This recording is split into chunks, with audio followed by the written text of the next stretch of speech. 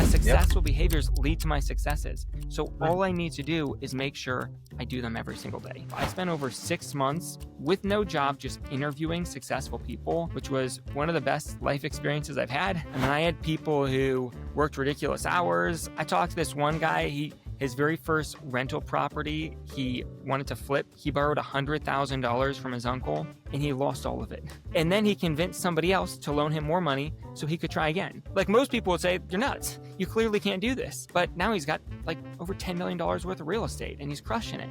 First, you need to clarify extremely clearly what that dream lifestyle is that you want. Most people don't actually have that in mind. Like, hey, here's the revenue I need. Here's the profit I need. How many team members you want, what flexibilities or opportunities you want this business to bring you, because that's going to give you the clarity to say yes to activities and no to activities.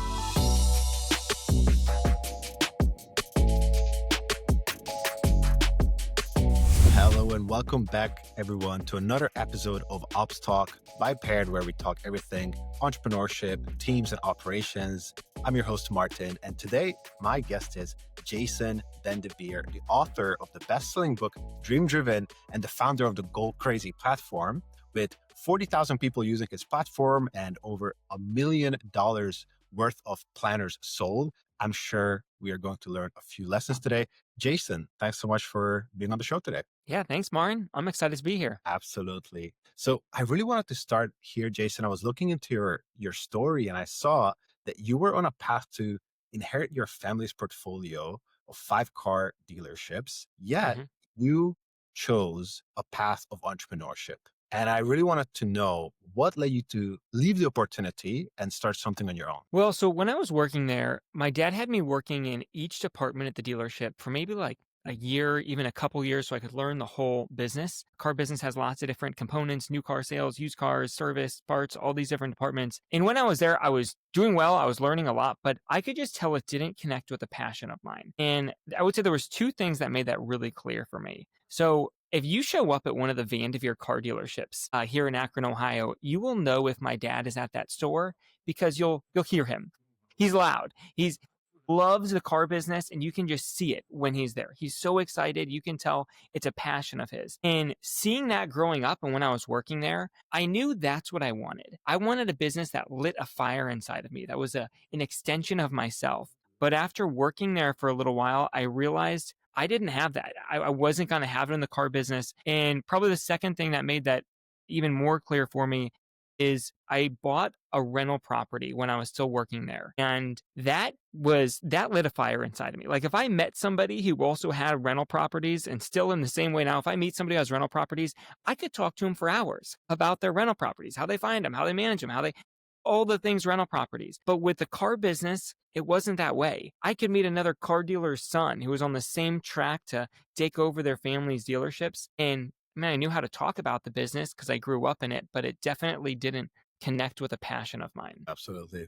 Okay, very interesting. What is it about rental properties that lights you up? I think it's a puzzle. It's fun to try and find the deals, get them at a good price, and then you can do certain things to improve the value, whether you're going to make repairs, raise the rents, lower the expenses. What can you do? And it compounds quickly because they're bigger numbers. Raising rents by $100 a unit. If you've got 4 units in the building, that's an extra $400 a month. That's probably going to increase the value by like 40 grand. So just by, I don't know, it was really exciting there, this puzzle of finding these deals, making them valuable and earning money off of them passively. Yeah. Okay. Understood. And so how did you go from the passion for real estate and rental properties to, your platform for goal planning in your planner business? Yeah. So it started with the planner. Like I had kind of mentioned, I was at the dealership and I was working in these different departments. And when I would start in a new department, I had to learn very quickly, what are the goals for this department and what are the behaviors, what are the activities I need to be doing every single day so I can hit those goals and perform really well. So because of that, I got obsessed with planners. I was trying all these planners, I was ordering them online, and I feel like they all had the right keywords. Like they made the right promises of what I was looking for. But when I bought them, they just didn't deliver on it. And I was reading a lot of self-help books. I was going to these personal development conferences, and they all had these core principles of how to clarify your goals, how to hold yourself accountable. And I just wanted a planner that put them all together in one. Yeah. So it wasn't directly connected to the real estate, but the real estate was still like I was able to do that because of this process I was designing of how can I clarify my goals and hold myself accountable. So it started with a planner. I left the car dealership. I spent over 6 months with no job, just interviewing successful people, which was one of the best life experiences I've had. I interviewed all these entrepreneurs, learning how they set their goals, held themselves accountable, improved their mindset. And then I put those designs into my planner. I then hosted like 7 focus groups to get people to try it out and refine it till it consistently worked. But after I launched the planner, I had no clue what would happen next. And I think probably what you've seen with your business and many of the other entrepreneurs, once you have a business, there's opportunities all over.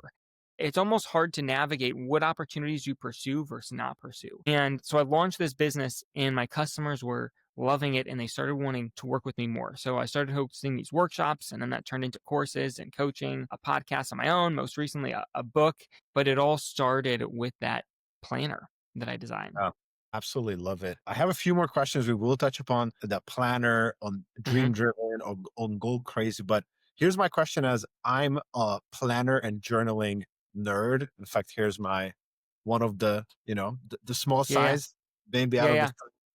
I'm sure you got one of those. Oh, okay. I thought you were going to grab your journal as well. Oh, sorry, I've got it right here. Yeah. I'm sure you So mine do. is not quite as small as that one. This is like your A5, like There five you and a go. half by 8.5 inches. Gotta keep one of each size, you know. But Yeah. what I'm curious about, Jason, is how did you manage to stand out with your planner business, with your planner? How did you stand out in a market that, at least from my perspective, is so saturated? Like you have gratitude journals, you have goal journals, you have like sort of like introspective self-development journals. Mhm. How did you manage to position it in a way that actually converted and managed to, pull off $1 million plus in sales? Two things. When I was launching this back, and everyone told me a planner was a terrible idea. Paper Mhm. products, they said, hey, paper products are dying. You should launch an app. You shouldn't launch a planner. And Right. to be honest, they were right. It was Right. not a good market. Now it's a trending market. All these authors are launching planners. People Yeah. see there's opportunity there. But then the competition was still super high, but not compared to what it is now. So I got in there at a good time. I was able to get like 1,000 reviews on my Amazon listing, which makes things easier as the trend starts to grow. But I would Mhm. say there's 2 things about my planner that make it extremely unique. Is one, it starts with what I call a life crash course, where it really helps somebody get clarity on where they're at in their life right now, where they want to be, and put together a plan to get them there. And that's based on interviewing tons of entrepreneurs, hosting focus groups. It's not like I just thought these ideas up.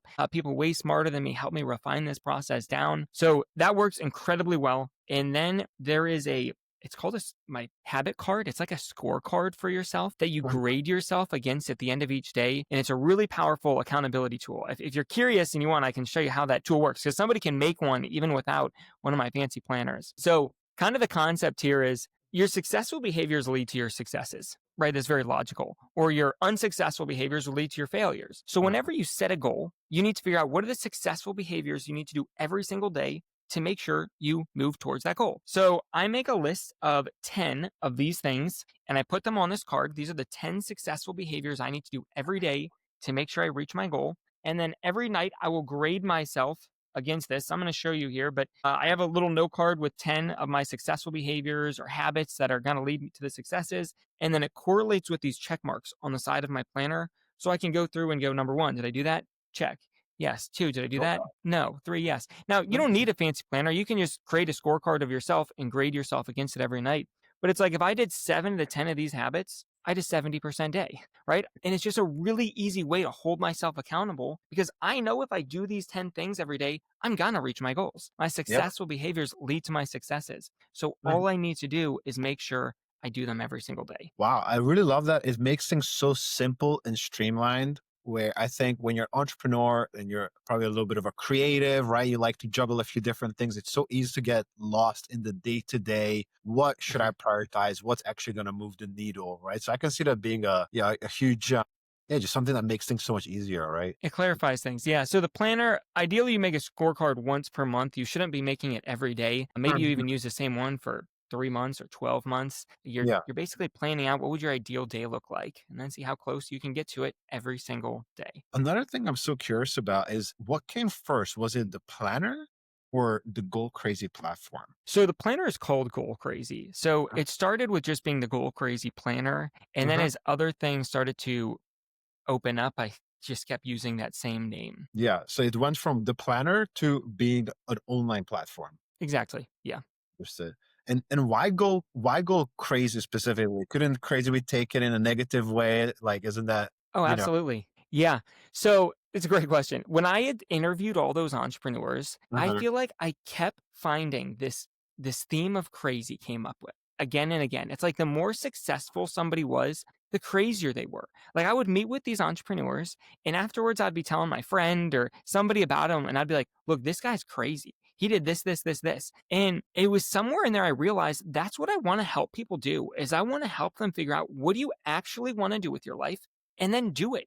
Because most of the time people tell you you're crazy when you do it. Everyone told me I was crazy for leaving the car dealership. Uh, and the reality is starting a business is hard. And I wanted to give people the courage, like rather than leaning away from this craziness, I want you to fully embrace it. There's that Steve Jobs quote, the people who are crazy enough to think they can change the world are the ones who do. And you got to be a little crazy to go after what you want because most people don't. And I wish everyone did, and then it wouldn't be crazy, but people view you as crazy. And I don't know if you can relate to that or if you've seen that with other entrepreneurs you have here, but it takes courage. No, absolutely. I can definitely relate to that. What I would love to know, Jason, is in those 6 months that you spent interviewing other successful entrepreneurs, what are some of the standout ways of being crazy or the, standout lessons that you took away from that? Things are going to be hard. You got to put in the work. You got to be willing to take risks. I mean, I had people who worked ridiculous hours. I talked to this one guy, his very first rental property, he wanted to flip. He borrowed $100,000 from his uncle and he lost all of it. By the way, if you're looking to build your team with incredible overseas talent, check us out at paired.so. We help you find your perfect overseas hire that delivers world-class results for the fraction of the local cost for the same role. If for whatever reason you don't end up hiring anyone, you pay nothing, so it's 100% risk-free. We would love to chat and see if we can help you and your business. Link is in the description. Now back to the pod. And then he convinced somebody else to loan him more money so he could try again. Like most people would say, you're nuts. You clearly can't do this. But now he's got like over $10 million worth of real estate and he's crushing it. But he kept pursuing.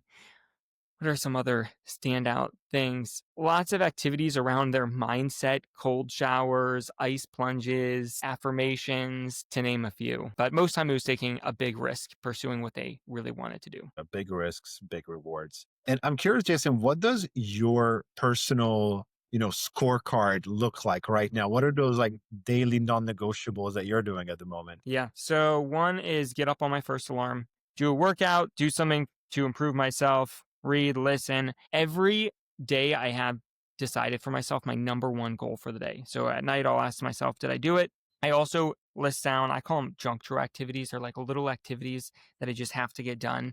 Pay bills, respond to emails. Did I get those done? Because I'm working on launching a book, I need to reach out to 5 influencers every day. I take time to dream every single day, take time to pray, prospect, and be in bed by 9. That's what my Gotcha. ideal day looks like right now. Love it. Love it.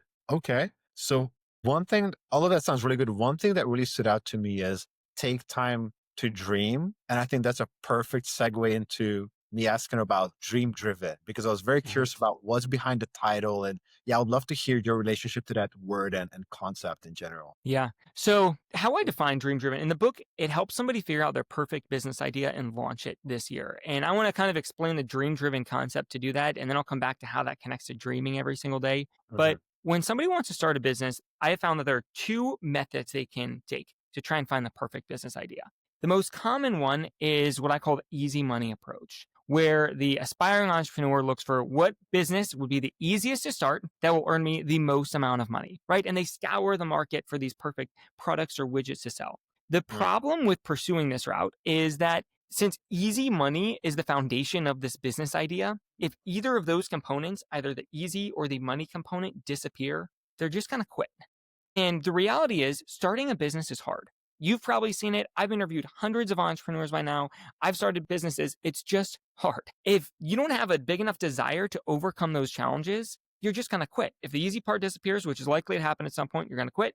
At some point, you're probably going to struggle and you're not going to be making crazy money super easily. So, what I have found is what really makes people successful is they take the dream driven approach where they ask themselves, what do I really want to do with my life? and they clarify the answer to that question. And that's what defines the type of business that they're going to start. I'll tell people, look, like rather than going out and scouring the market for this perfect widget or product to sell online, what if you scour your heart to figure that out? What will light a fire inside of me?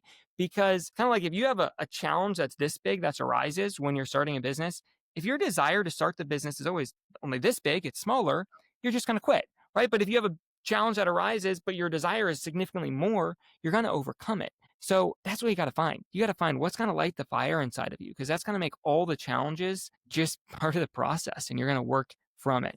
So this is going to be a long answer, but tying this back to the dreaming every single day, I have taken for years now. I take 10 minutes every single day. I pace around in our basement. I put on my headphones. I listen to music that excites me, and I just dream about the type of life that I want without limits. There are things I might do, I might not do, just dream without limits. And that gets me so clear on what I want to do with my life. It gets me clarity on my dreams, because I'll have some dreams that come up and they're exciting to dream about for a day or two, but they pass. But there's other dreams that I could dream about for years that just continue to build this fire bigger and bigger inside of me. So it gets me clarity, and then it actually gives me the motivation to make it happen, because I'm not like those things on my scorecards. I'm not just reaching out to 5 influencers every day because it's work. It's like, no, I can directly see how that's connected to my dream. And it gives me the courage to go do the hard things that are very likely to arise. Absolutely love that, Jason. It's something I'm trying to make time for in my life as well. And I think this practice has gotten popular under different names. Like some people will do like a positive visualization, meditation sort of thing. Some people talk about manifestation. Would you put all of these under the same roof, or do you feel like just dreaming, right? Like focusing on the dream aspect is different? I think they're very similar. Still feel like people sometimes with the manifesting, they might be pursuing these, like, I don't know if they're actually answering the question, what do I want to do with my life? They might be trying to manifest earning $1 million. And look, there's nothing wrong with that. That's great. But you still need to answer the question, what do you want to do with your life? Because that's probably going to be the vehicle to actually make the $1 million come. So dreaming without limits, I want to explain why I think this is so important. When you have dreams for your life, then you can set goals that aim at making those dreams happen. Okay, we need both, right? We need dreams, we need goals. I can have these goals. And if I have goals that are aiming at my dreams, it gives my goals meaning, and it starts to give me purpose for my life. But if you don't have dreams, you can still have goals, but they won't be aiming at anything. They're just working to, they're not trying to accomplish anything bigger than themselves. And when your goals aren't aiming at dreams, they lack meaning. And because of that, you end up in what I call survival mode, where you're just working to survive. And you're just trying to stay afloat. And I think something similar can happen with this manifesting. It's like, look, you can be trying to manifest your $1 million. But look, if this isn't connected to a dream of yours that lights a fire inside of you, it's like, what are you even doing? You're still in survival mode. Figure out what you want to do with your life, and then everything else gets clear from there. Yeah, that's a really good point. Perhaps you've heard this in the past, but what would you say to people who say to that, okay, well, my dream is to just make a lot of money. You know, my dream is to just have like total financial freedom, and that's my dream, and I'll do whatever it takes. Do you feel like that's a valid point, or are they missing something? That's not the real what they want to do with their life. I would say after you have that $1 million or that passive income, maybe you're earning $1 million passively, what would you want to do with your life just for fun at that point? If you're earning $100,000 a month off of your passive investments, like would you be doing for fun? What would be a business that would be super exciting to start? And that's probably going to give you clarity on what you actually want to do with your life. Go start that business. That's probably what's going to bring you to the $1 million in the first place. That's awesome, Jason. Another thing that we were talking about just before we press record was how lean your planner business actually is. I think it's just you and like a handful of freelancers running this entire project. And I really wanted to talk to you about how you managed to do it with such a small team, and just a little bit about your philosophy of working with other people. Philosophy, one, I think it's more fun when you're working with other people, and I'm trying to continue to grow so I can work with more other people. I think this is going to come back to, you need to define what your dream life is. And I'm going to tie this full circle, but this is what's allowed me to build a team. Is I think a lot of times people aspire to start a business, and they have this goal of like, I want to start a business. Look, that's great. But your business should be the means. It should not be the end. Your business should be the means, not the end. And what I mean by that is your lifestyle. What's the lifestyle that you want? That should be the end. And then your business should simply be the means to create it. If you don't do it that way, if you make your business the end, then often you succeed and your business completely overtakes your life. You're working 60 hours a week, right? This is maybe why people are reaching out to you, because they have a business that the business they started to be have freedom. Now they are slaves to, right? There's this irony. So from the very beginning, I had clarity on this is the lifestyle I want. Here's type of things I want to be able to afford. Here's how much money I want. Here's the hours I want to be working. So as my business started to grow, I could very clearly see when he was starting to escape that lifestyle, when he was requiring more work from me. So it was obvious, like, here's the stuff I got to get off of my plate because it's falling outside of the scope of me creating the lifestyle that I really want. And so when you're looking to work with someone, you're looking to, onboard a freelancer or someone to work with, what are the things, because I can see that you're big on clarity, I can see the Mhm, no complaining zone sign in the background. Obviously you have mhm. some standards there. Yeah. What are those like green flags that you look out for when you're deciding to work with someone? I want somebody who's extremely hungry. If I get somebody who I'm getting the vibe, they're just gonna nickel and dime me for things. Not that that's like a bad business model to upsell people things, Sure. but most time those aren't the people that I want to work with. I want somebody who's just like, they're gonna get the job done. They're gonna go above and beyond. They're passionate. I read a book that really helped me give me a framework. So it wanted them to be humble, hungry, and smart. So humble, they didn't need shouldn't be overly cocky in what they're doing. And it really meant like, how do they talk to other people? Are they going to talk down to other people that might be viewed as less than them? Are they team players with my other freelancers? Or do they think they're just the hot shot because maybe their role might be perceived as more important? They need to be humble. They need to be extremely hungry to learn, to grow, to work for my business. And smart, like I do want them to have the tactical skills, but mostly what I'm at, yes, that's a requirement, but I want them to have personal, uh, being able to communicate with me, with other people in an efficient way. Because I have tried hiring freelancers who, on paper, they were geniuses, but Yes. they couldn't communicate with me or understand how I was communicating enough with them. Not because of a language barrier, just I don't know what it was, that there was a misalignment. So I need to make sure that they have the communication abilities to make things happen. Love that, man. That's awesome. And so Yeah. how big is the team that you're running Go Crazy Planners and the platform with right now? Yeah, so I've got 4 freelancers, and then for my real estate, I have a W-2 employee. So, but for Go Crazy, me, 4 people. Amazing. Amazing. And do you have any advice for people that want to start a similar business, right? They want to go after that dream driven idea, right? They don't want to work 60-hour weeks. Rather, they want a more balanced life and they want to run more of a lean organization. What sort of advice would you have for those entrepreneurs? Yeah, do they have a business yet, or they're still working on starting one? Let's do both because I can tell you probably have an idea for both. Okay. So, I think if you are wanting to start one, I think the best place to start is, well, the shortest distance between 2 points is a straight line, right? Everybody, it's math. So whenever I want to start a business, the quickest way to do it is I want to find someone who's already started a business like the one I want to start and just Yeah. ask them how they did it. Boom. There's my straight line. So I'd say if you're wanting to start a business, the number one thing you should be working on right now is getting in touch with business owners who have already succeeded in the space that you want. And if you want, I can get into a bunch of different ways that I've been able to track down mentors for free. So that's where I would start if you're working on starting a business. Find those people that you can learn from. They're going to give you the straight line.